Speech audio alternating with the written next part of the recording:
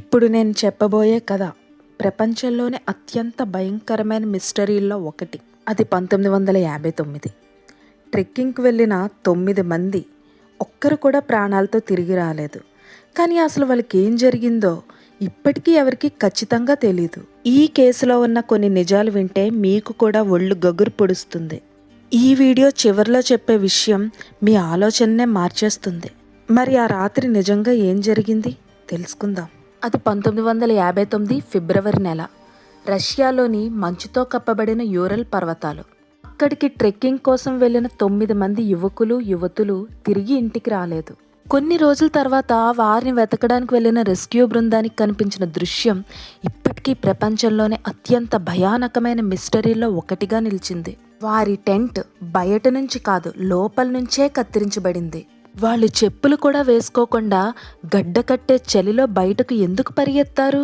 ఆ రాత్రి అక్కడ నిజంగా ఏం జరిగింది? 25 సంవత్సరాలకు పైగా గడిచినా ఈ ప్రశ్నకు పూర్తిగా ఖచ్చితమైన సమాధానం ఇంకా లేదు. ఈ రోజు మనం ప్రపంచాన్ని ఆశ్చర్యపరిచిన డైట్లో పాస్ మిస్టరీ గురించి సరియైన ఆధారాలు మరియు వాటిపై వచ్చిన వివిధ వివరణలు తెలుసుకుందాం. 1959 జనవరి 23న అప్పటి సోవియట్ యూనియన్లోని యూరల్ పాలిటెక్నిక్ ఇన్స్టిట్యూట్కి చెందిన 10 మంది అనుభవజ్ఞులైన ట్రెక్కర్లు ఒక సాహసయాత్రకు సిద్ధమయ్యారు. ఈ యాత్రకు నాయకత్వం వహించింది 23 ఏళ్ల డైట్లవ్. ఇతడు అనుభవజ్ఞుడైన స్కీ ట్రెక్కర్. అతనితో పాటు మరో 9 మంది విద్యార్థులు, గ్రాడ్యుయేట్లు ఈ ప్రయాణంలో పాల్గొన్నారు. వీరి లక్ష్యం యూరల్ పర్వతాల్లోని ఒటోర్టెన్ అనే పర్వత ప్రాంతానికి చేరుకోవడం. ఇది సాధారణ ట్రిప్ కాదు, అత్యంత కఠినమైన వాతావరణంలో జరిగే ట్రెక్కింగ్. అలాంటి యాత్రను విజయవంతంగా పూర్తి చేస్తే అప్పట్లో అత్యున్నత స్థాయి ట్రెక్కింగ్ సర్టిఫికేషన్ లభించేది. ఈ బృందంలోని ప్రతి ఒక్కరికి మంచులో ప్రయాణించిన అనుభవం ఉంది. అందుకే ఈ యాత్ర ప్రమాదకరమైనదైనా అసాధ్యం కాదని అందరూ భావించారు. ప్రయాణం ఉత్సాహంగా ప్రారంభమైంది. వాళ్ళు రైలులో, తర్వాత ట్రక్కులో ప్రయాణించి చివరికి మంచుతో కప్పబడిన అడవుల్లోకి చేరుకున్నారు. అక్కడ నుంచి స్కీల సహాయంతో ముందుకు సాగడం ప్రారంభించారు. అయితే ప్రయాణం మొదలైన కొద్ది రోజులకే ఒక చిన్న మార్పు జరిగింది. బృందంలోని యూరి యూడిన్ అనే సభ్యుడు ఆరోగ్య సమస్యల కారణంగా ముందుకు వెళ్ళలేకపోయాడు. అతను వెనక్కి తిరిగి వెళ్ళాలని నిర్ణయించుకున్నాడు. ఆ సమయంలో ఎవరికీ తెలియదు ఈ నిర్ణయం అతని జీవితాన్ని కాపాడబోతోందని.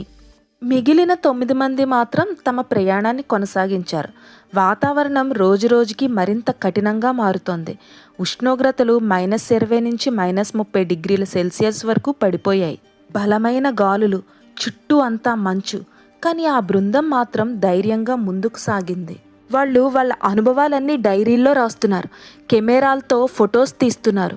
వాళ్ళు నవ్వుతూ సరదాగా ప్రయాణాన్ని ఆస్వాదిస్తున్నారు. ఆ రోజు ఫిబ్రవరి 1. వాతావరణం ఒక్కసారిగా మారిపోయింది. మంచు తుఫాన్ కారణంగా వాళ్ళు దారి తప్పారు. వాళ్ళు అసలు చేరాల్సిన మార్గాన్ని వదిలి ఒక కొండవాలుపై క్యాంప్ ఏర్పాటు చేసుకున్నారు.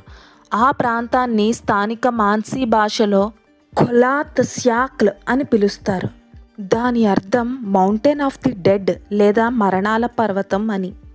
ఈ పేరు విన్నప్పుడు చాలామందికి భయం వేస్తుంది. అయితే ఆ పేరు ఒక్కటే ఈ ఘటనకు కారణమని ఎలాంటి ఆధారం లేదు. ఇది కేవలం ఆ ప్రాంతానికి చారిత్రాత్మకంగా ఉన్న పేరు మాత్రమే. ఆ రాత్రి వాళ్ళు తమ టెంట్ను ఏర్పాటు చేసుకున్నారు, విందు చేశారు, డైరీలు రాశారు, రేపటి ప్రయాణం గురించి ప్లాన్ చేశారు. ఆ తర్వాత ఏం జరిగిందో ఎవ్వరికీ తెలీదు. ఎందుకంటే ఆ రాత్రి అక్కడ జరిగిన సంఘటనను ప్రత్యక్షంగా చూసిన ఒక్క వ్యక్తి కూడా బతికిలేరు. కొన్ని రోజుల తర్వాత ఈ బృందం తిరిగి రాకపోవడంతో కుటుంబ సభ్యులు ఆందోళన చెందారు. మొదట కొంత ఆలస్యం అవడం సహజమేనని భావించారు. కానీ రోజులు గడుస్తున్నా ఎలాంటి సమాచారం లేకపోవడంతో అధికారులకు సమాచారం అందించారు.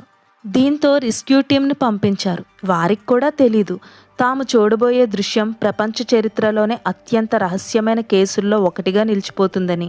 మొదట విద్యార్థులు, తర్వాత సైన్యం, పోలీస్ అధికారులు, స్థానిక వాలంటీర్లు కలిసి పెద్ద ఎత్తున గాలింపు చేపట్టారు.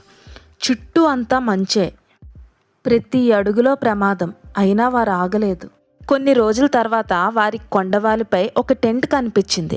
అది చూసిన వెంటనే అందరికీ ఏదో భయంకరమైన విషయం జరిగిందని అర్థమైంది. ఎందుకంటే ఆ టెంట్ సాధారణంగా తెరవబడలేదు, లోపల నుంచే కత్తితో చింపబడింది. అంటే టెంట్లో ఉన్న వాళ్ళు అత్యవసర పరిస్థితుల్లో ప్రధాన ద్వారం ఉపయోగించకుండా బయటకు రావాల్సి వచ్చినట్లు కనిపించింది.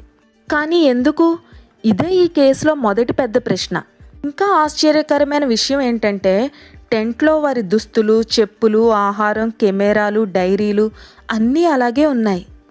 అంటే వాళ్ళు పూర్తిగా సిద్ధంగా బయటకు వెళ్ళలేదు. -30 చలిలో కూడా చెప్పులు లేకుండా బయటకు పరిగెట్టారు. సాధారణ మనిషి అలా ఎప్పటికీ చేయడు. సెర్చ్ టీం మంచులో కనిపించిన అడుగుజాడలను అనుసరించింది.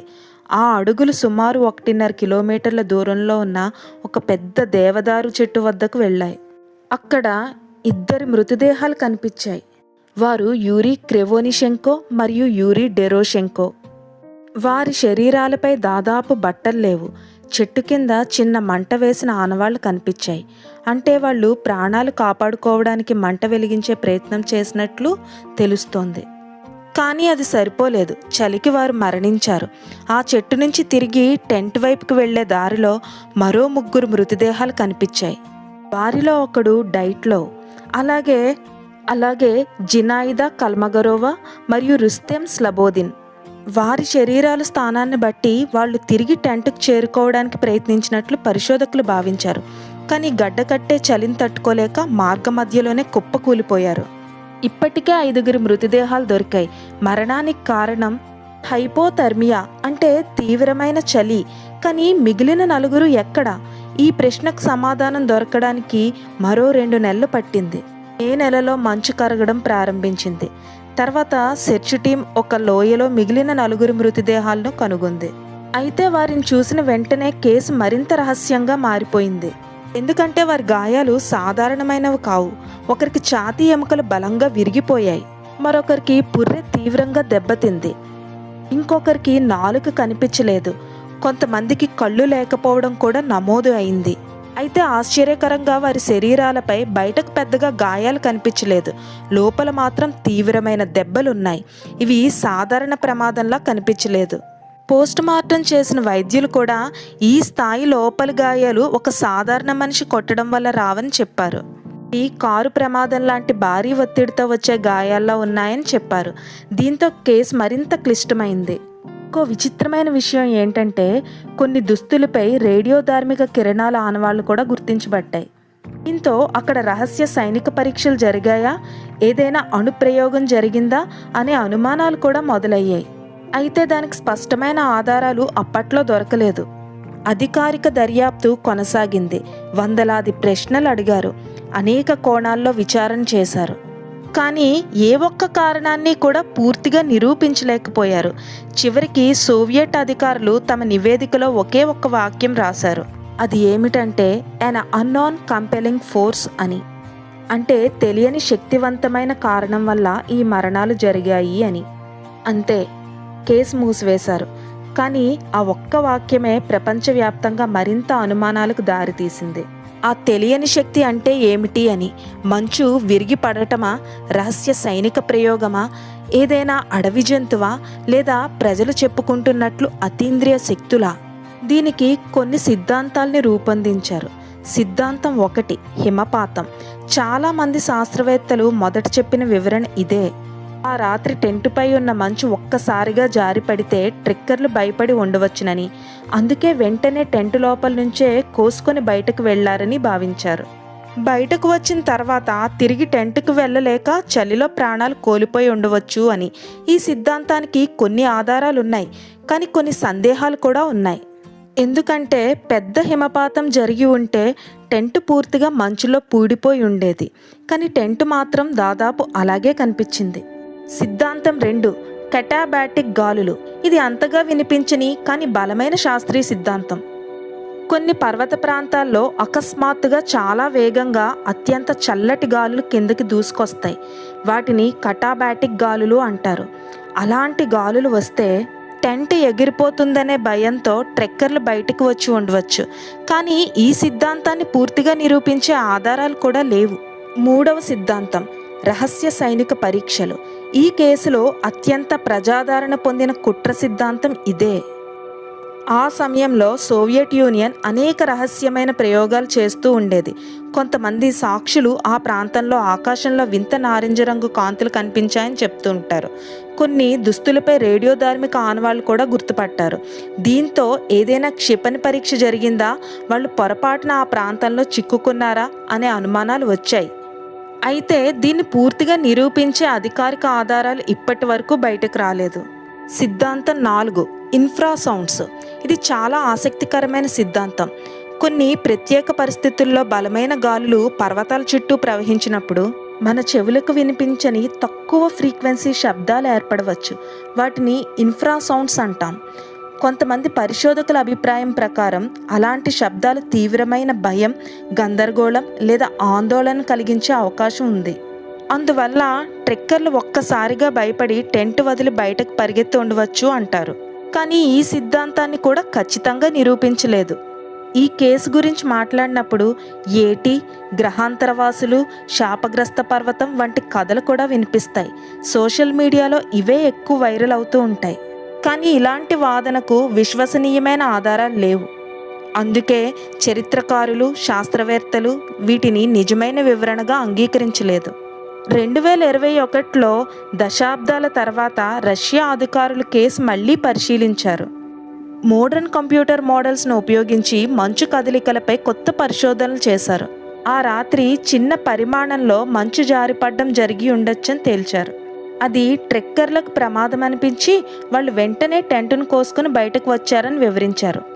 తర్వాత తీవ్రమైన చలి, చీకటి, దారి తప్పటం, మంచు వంటి పరిస్థితులు కలిసి విషాదానికి దారి తీశాయని పేర్కొన్నారు. అయితే ఈ వివరణను అందరూ అంగీకరించలేదు. కొంతమంది నిపుణులు ఇంకా కొన్ని ప్రశ్నలకు సమాధానం లేదని చెబుతున్నారు. డైట్లోపాస్ మిస్టరీ ఒక భయానక సంఘటన మాత్రమే కాదు, ప్రకృతి ఎంత శక్తివంతమో మనిషి ఎంత చిన్నవాడో గుర్తు చేసే నిజ సంఘటన. ఇప్పటికీ ఆ రాత్రి జరిగిన ప్రతి క్షణాన్ని ఎవ్వరూ పూర్తిగా చెప్పలేరు. అందుకే ఈ కేసు ప్రపంచంలోని అత్యంత రహస్యమైన మిస్టరీల్లో ఒకటిగా చరిత్రలో నిలిచిపోయింది. బహుశా నిజం ఆ మంచు పొరల కిందే శాశ్వతంగా దాగిపోయి ఉండొచ్చు. ఈ వీడియో మీకు నచ్చితే లైక్ చేయండి. మీ అభిప్రాయాన్ని కామెంట్లో చెప్పండి. ఇలాంటి నిజ జీవిత మిస్టరీల కోసం మన ఛానల్ని వెంటనే సబ్స్క్రైబ్ చేయండి. బెల్ ఐకాన్ నొక్కడం మర్చిపోవద్దు. Thank you for watching.